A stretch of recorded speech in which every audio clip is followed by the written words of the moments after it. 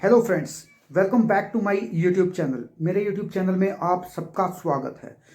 तो गाइस, अगर आप भी प्लान कर रहे हैं यूएस जाने के लिए या फिर आप तैयारी में हैं यूएस जाने की, या आप अप्लाई करना चाह रहे हैं या फिर आप ऑलरेडी अप्लाई कर चुके हैं, आपका वीज़ा आ गया है या फिर आप वेट कर रहे हैं और आपका वीज़ा आने वाला है, तो आपके लिए ये वीडियो बहुत ज़रूरी हो जाएगा देखना। आप ध्यान से वीडियो देखना पूरा। और अगर फिर भी आपका कोई क्वेश्चन रह जाता है तो मैं अपना मोबाइल नंबर है, जो व्हाट्सएप नंबर है मेरा, मैं वो डिस्क्रिप्शन में डाल के रखता हूँ। आप मुझे वहाँ पर टेक्स्ट करके मुझे पूछ सकते हैं। और प्लीज़ गाइज, मैं आपको फिर से बोलूँगा कि डायरेक्ट कॉल मत किया करो यार, क्योंकि कई बार मैं ड्राइविंग कर रहा होता हूँ या फिर मैं बिज़ी होता हूँ, तो उस टाइम पे मैं कॉल रिसीव नहीं कर पाता हूँ। तो इसलिए आप मुझे पहले व्हाट्सएप पे टेक्स्ट डाल दिया करो। अगर आपकी प्रॉब्लम को मैं टेक्स्ट टू टेक्स्ट में अगर रिजॉल्व कर पाऊँगा तो मैं टेक्स्ट टू टेक्स्ट में आपसे बात कर लूँगा। अदरवाइज़ अगर आपसे बात करने की ज़रूरत लगेगी मुझे, तो मैं आपको एक टाइम दे दूँगा, आप उस टाइम पे मुझे कॉल कर सकते हैं।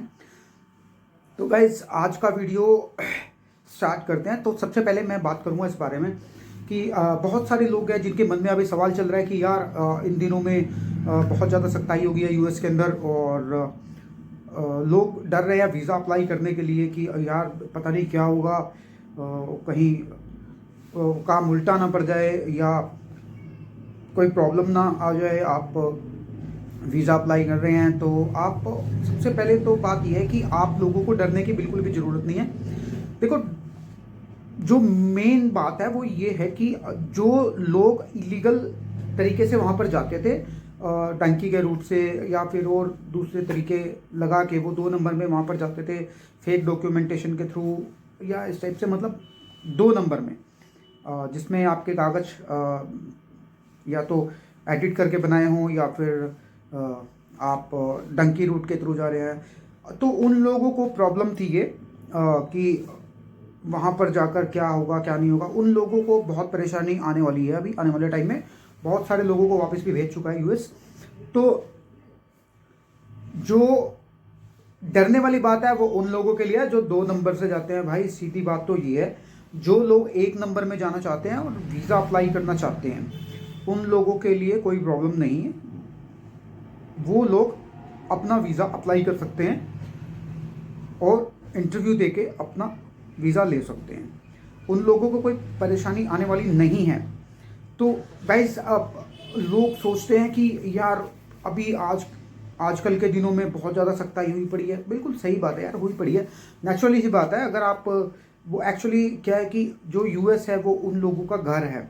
जब आप बिना परमिशन के किसी के घर में घुसोगे तो उनको प्रॉब्लम तो होगी ही, ये नेचुरली बात है भाई। अगर आपके घर में भी कोई आपके बिना परमिशन आएगा तो आपको भी बुरा लगेगा। ठीक उसी तरह उन लोगों को भी बुरा लग रहा है जो लोग इलीगल तरीके से वहाँ पर जा रहे हैं, बिना परमिशन के जा रहे हैं, तो इसलिए उन लोगों को बुरा लगता है।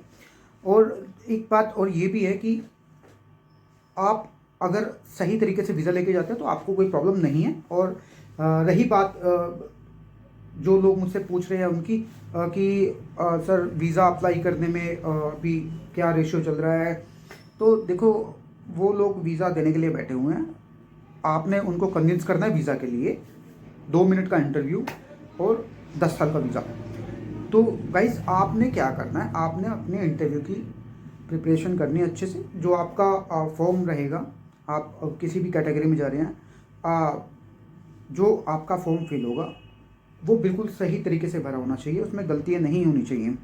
देखो, वैसे भी अगर उनको लगता है कि इनके फॉर्म में कुछ गलती है या फिर कुछ उनको क्लियर आउट नहीं हो रहा है, जो आपने उसमें स्टेटमेंट लिखी हुई है, जो भी आपने अपनी इन्फॉर्मेशन डाली हुई है, उनको अगर किसी भी चीज़ पे डाउट होता है तो नेचुरली सी बात है भाई, वो आपका रिजेक्ट कर देंगे वीज़ा।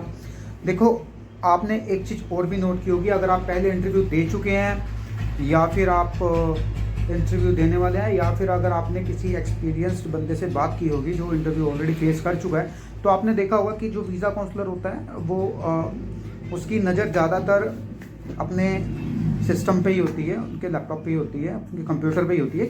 उसका कारण ये है कि वो आपका जो फॉर्म आप फिल करते हैं DS 160, ठीक है, तो वो उसको एनालाइज करता है, उसमें से वो देखता है कि आप कितने पॉजिटिव हैं, मतलब जो आपके पॉइंट्स हैं जो आपने उसमें फिल आउट कर रखे हैं, बहुत सारी चीज़ें मैटर करती हैं।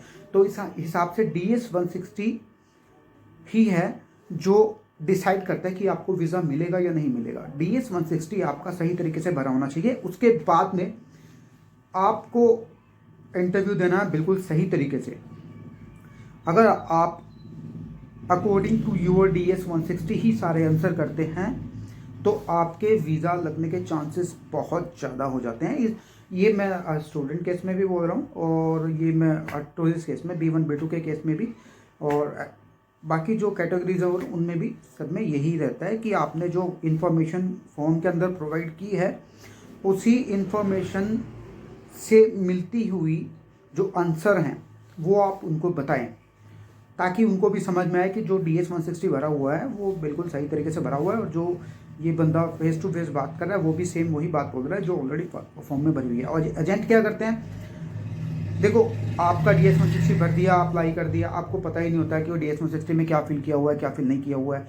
वो आपसे कुछ ऐसा क्वेश्चन पूछ लेते हैं जिसका आंसर आपको पता ही नहीं होता है, क्योंकि आपको तो DS-160 में पता ही नहीं है क्या भर रखा है क्या नहीं भर रखा है। तो उस केसेस में वहाँ पर रिजेक्शन आ जाती है। और दूसरी बात ये भी आप सोचते हैं लोग, एजेंट आपको दिखाते हैं कि देखो इतने वीज़े आए हैं, 10 वीज़े आए हैं हमारे, 15 वीज़े आए हैं, लेकिन आपने कभी उनसे पूछने की कोशिश की है कि ये आपके जो 10 वीज़ा के अप्रूवल हैं वो कितने पासपोर्ट्स में से निकली है, यानी उनके पीछे रिजेक्शंस कितनी हैं। अब मान लो कि एक कोई एजेंट लगा लो, आपको लगता है कि हाँ बड़ा नामी गिनामी एजेंट है और बहुत सारे वीज़ा को निकलवाता है। अब उसमें होता क्या है कि भाई उनके पास सपोज कीजिए कि 500 बंदों ने वीज़ा के लिए उनको डॉक्यूमेंट दिए हैं। अब उन 500 में से अगर मान लो 10 बंदों के वीज़ा भी आ जाते हैं, 500 में से 10 के भी आते हैं, 5 के भी आते हैं, तो वो भाई साहब वीज़ा लेके बैठ जाएगा। ये देखो 5 वीज़ा आए हमारे, अभी रिसेंटली वीज़ा अप्रूव हुए हैं, हमारा सक्सेस रेट बहुत बढ़िया है। लेकिन वो ये नहीं बताएंगे कि 5 वीज़ा जो आए हैं वो 500 में से आए हैं और 495 का रिजेक्ट हो गया है। भाई ये बातें कोई नहीं बताता है, तो इसलिए आप अपना खुद का भी दिमाग लगाना स्टार्ट कीजिए, और ताकि आप इस तरह से मतलब ये ना सोचे कि हाँ यार मैंने इस एजेंट को दिया था, इसका बहुत नाम है और ये हमारा वीज़ा पक्का निकाल के देगा क्योंकि हमने देखा है कि ये इतने सारे वीज़ा ले रहा है। तो भाई मैं आपको एक ऐसी बात बताऊंगा, आप अभी जो स्टूडेंट लोग हैं, स्टूडेंट लोग क्या हुआ है कि कुछ ऐसे स्टूडेंट लोग हैं, एक ही स्टूडेंट की फ़ोटो बहुत सारे इंस्टीट्यूट्स के अंदर लगी है, वो बोलते हैं इनका वीज़ा हमने लगाया, वो बोलते हैं इसका हमने लगाया, इसका हमने लगाया। उसमें होता क्या है कि जिन स्टूडेंट्स का वीज़ा आ जाता है या फिर जिनके आईलेट्स में अच्छे स्कोर आ जाते हैं, तो वो क्या करते हैं कि डिटेल वो उनके पास आ जाती है, ठीक है, वो डाटा वो ले लेते हैं इधर उधर से, वो डाटा लेके वो फिर उनको कॉल कर देते हैं कि हम आपको इतने पैसे देंगे, 5,000 ले लो, बस हमें आपकी फ़ोटो लगानी है, परमिशन दे दो। अब स्टूडेंट भी भाई बहुत चला गए, ले लो भाई जिसको लेनी है, देते रहो 5-5 10-10 हज़ार रुपये लगाते रहो जिसको फ़ोटो लगानी है। लेकिन जिन लोगों को नहीं पता है कि इस टाइप से इस बंदे की फ़ोटो और सेंटर्स में भी लगी पड़ी है, या फिर इस बंदे का वीज़ा और सेंटर्स भी कह रहे हैं कि हमने लगवाया है, ये बोल रहे हैं कि हमने लगवाया है, तो भाई वो इस तरीके से ही गेम खेलते हैं सारी, और यही काम रहता है उनका, ठीक है। अब आप समझ गए होंगे। और उसके बाद में क्या है कि अब आप सोचते होंगे कि रिकवरी भाई वही बात है, उन्होंने 10 फाइल में से कोई वीज़ा आ जाता है तो सारी कसर वो एक ही बंदे से निकाल लेंगे, ठीक है। तो भाई अपना दिमाग लगाना भी स्टार्ट करो। और अभी आप समझ गए होंगे कि मेरा वीडियो बनाने का मकसद क्या था। और बहुत सारे लोग मुझे टेक्स्ट करके मुझसे पूछ रहे थे कि सर एक वीडियो बना दीजिए, आप एक्सप्लेन कर दो उसमें कि हमें क्या करना चाहिए। अभी हमें समझ में नहीं आ रहा है कि आजकल जो सर्कमस्टेंसेस चल रहे हैं वो US वीज़ा को लेकर वो क्या चल रहे हैं और क्या अप्रूवल रेट है। तो भाई अप्रूवल रेट ये कोई ऐसा नहीं है कि अप्रूवल रेट की कोई परसेंटेज होती है कि इतना अप्रूवल परसेंट आ रहा है, इतना ये आ रहा है। ये तो खुद से ही लोग बना लेते हैं कि यार इतना परसेंट रेट आ रहा है, इतना रिफ्यूज़ हो रहा है, इतना अप्रूव हो रहा है। ये सब कहने की बातें। वीज़ा अप्रूवल आपके ऊपर ही है। आपको अगर पता होगा आपके DS-160 में क्या भरा हुआ है, और अगर आपने DS-160 सही तरीके से भरा होगा और आप जो अपने आंसर हैं वो अकॉर्डिंग टू योर DS-160 ही दे रहे हो, तो बहुत अच्छे चांसेस हो जाते हैं आपके वीज़ा के। और एक बात और आपसे मैं बोलना चाहूँगा कि अगर आपको मालूम ही नहीं है कि DS-160 में क्या है तो आप उनको क्या आंसर करोगे, ठीक है। और DS-160 एक ट्रिकी फॉर्म है, उसको भरने का एक तरीका होता है। ऐसा नहीं है कि उन्होंने जो इन्फॉर्मेशन पूछी आपसे आपने वो तड़ा भर दिया, आपने जो मन में आया वो भर दिया। तो भाई बहुत कुछ चीज़ें होती हैं जिससे उनको खुद ही पता लग जाता है कि ये बंदा DS-160 में सही बोल रहा है या झूठ बोल रहा है। तो आप लोगों को ये सारी चीज़ें ध्यान में रखनी है। DS-160 आपका बिल्कुल सही तरीके से भरा होना चाहिए, ठीक है। और दूसरी बात यह है कि आपको कोई लाखों रुपए देने की ज़रूरत नहीं है किसी भी एजेंट को। आप अपना वीज़ा खुद से भी अप्लाई कर सकते हैं। अगर आपको फिर भी कोई प्रॉब्लम आ रही है कहीं पर भी आपका DS-160 फिल करने में, या फिर कोई और प्रॉब्लम है जैसे अकाउंट को लेकर होगी, CGI अकाउंट को लेकर होगी, तो आप मुझसे क्वेश्चन कर सकते हैं उसके बारे में। मैं आपको बता दूंगा कि वो किस तरीके से होगा। और एक बात और मैं आपसे बोलना चाहूँगा कि कुछ लोग मुझे मैसेज करते हैं कि सर अपॉइंटमेंट्स के लिए बता दीजिए, अपॉइंटमेंट्स के लिए बता दीजिए। और लोग भाई ये पूछ रहे हैं कि अपॉइंटमेंट्स हैं जो वो कितने बजे ओपन होती हैं, कितने बजे निकलती हैं अपॉइंटमेंट्स का क्या सिस्टम है, एक कोई टाइम बता दीजिए कितने बजे हम चेक करें। भाई अपॉइंटमेंट्स का कोई टाइम नहीं होता, वो किसी भी टाइम ओपन हो जाती हैं। हो सकता है मैं अभी वीडियो बना रहा हूँ इसी टाइम पर अपॉइंटमेंट्स ओपन हो जाए और आप मेरा इतना वीडियो देख रहे हो सकता है कि अपॉइंटमेंट उस टाइम, वो आप टाइम को फिक्स नहीं कर सकते। वो कोई फिक्स टाइम नहीं है कि अपॉइंटमेंट तभी निकलनी है और इस दिन निकलनी है। अगर ऐसा होगा तो भाई लोग बेफालतू में बैठ के टाइम ख़राब क्यों करेंगे पोर्टल पे। तो इसलिए आप सबको मैं क्लियरली यही बोलना चाहूँगा कि अपॉइंटमेंट का कोई फिक्स टाइम नहीं होता, अपॉइंटमेंट कभी भी अपडेट हो जाती है, ठीक है। तो इसके अलावा भी अगर आपके कोई क्वेश्चंस हैं या फिर आप कुछ जानना चाहते हैं कि प्रोसेस को लेके, या फिर आपके मन में कोई डाउट है, या फिर आपको कुछ समझ नहीं आ रहा है, या फिर आपने कहीं से फाइल अप्लाई की हुई है, किसी एजेंट से अप्लाई की हुई है, आपको नहीं पता लग रहा है कि आपका प्रोसेस क्या चल रहा है, कैसे चल रहा है, कहाँ चल रहा है, तो गाइस इन चीज़ों का तो बहुत ध्यान रखना ही पड़ता है। और इसके अलावा भी अगर आप डर रहे हैं कि यार US का वीज़ा अभी बहुत हार्ड हो गया है, तो भाई जिन्होंने एक नंबर से जाना था, जैसा उनके लिए पहले था ऐसा ही आज है, ठीक है। प्रॉब्लम सिर्फ क्रिएट हुई है उन लोगों के लिए जो लोग इलीगल तरीके से, गलत तरीके से US में एंटर करना चाहते थे, उन लोगों के लिए प्रॉब्लम है।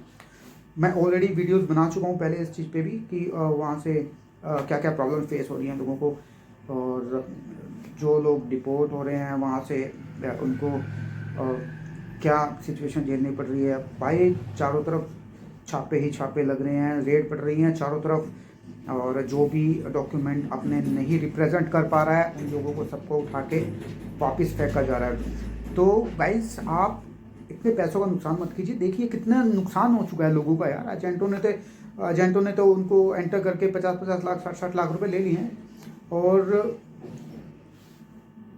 अब आप लोग वापस आ गए हो। वो सारा लॉस क्या है, देखो उसमें आप एजेंट की गलती भी आप क्या बोलोगे, आपका खुद को दिमाग लगाना चाहिए। एजेंट ने तो जो आपको प्रॉमिस किया होगा उसने वो कर दिया होगा, अब आगे तो फिर आपकी जिम्मेवारी थी। आपकी वजह से ही वो पैसे खराब हुए हैं, ठीक है। मैं यही क्लियर बोलना चाहूँगा, चाहे आपको बुरा लगता हो चाहे आपको अच्छा लगता हो, लेकिन मैं साफ बोलने वाला बंदा हूँ, मैं बिल्कुल साफ बोलता हूँ। तो गाइस आप क्यों ऐसा काम करते हो कि आपका इतना लॉस हो जाए। तो आप US कॉन्फ्लिक्ट है यहाँ पर, आप अपने फॉर्म भरिए अच्छे से और इंटरव्यू दीजिए, आप वीज़ा लीजिए अपना, इतने पैसे वेस्ट मत कीजिए आप लोग। तो गाइस आज का वीडियो मेरा यही था। अपॉइंटमेंट्स के लिए मैंने आपको क्लियर आउट कर दिया है कि अपॉइंटमेंट्स का कोई फिक्स टाइम नहीं है भाई, ठीक है। और दूसरी बात मैंने ये भी क्लियर कर दिया आपको कि जो लोग सही तरीके से एंटर करना चाहते हैं US में वीज़ा लेके, इंटरव्यू देके, उन लोगों को कोई प्रॉब्लम नहीं है भाई।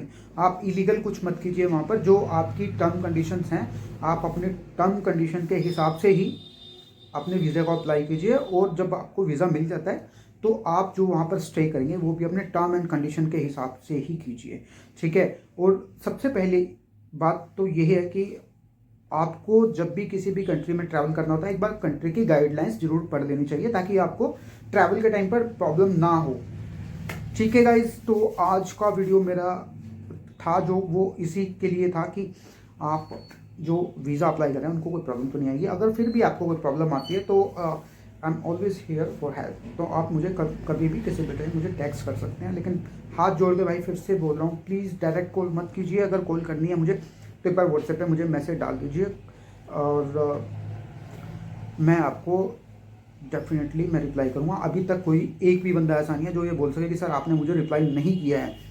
तो गाइस आज के वीडियो में सिर्फ इतना ही। तो फिर मिलेंगे एक नए वीडियो में एक नए टॉपिक के साथ में।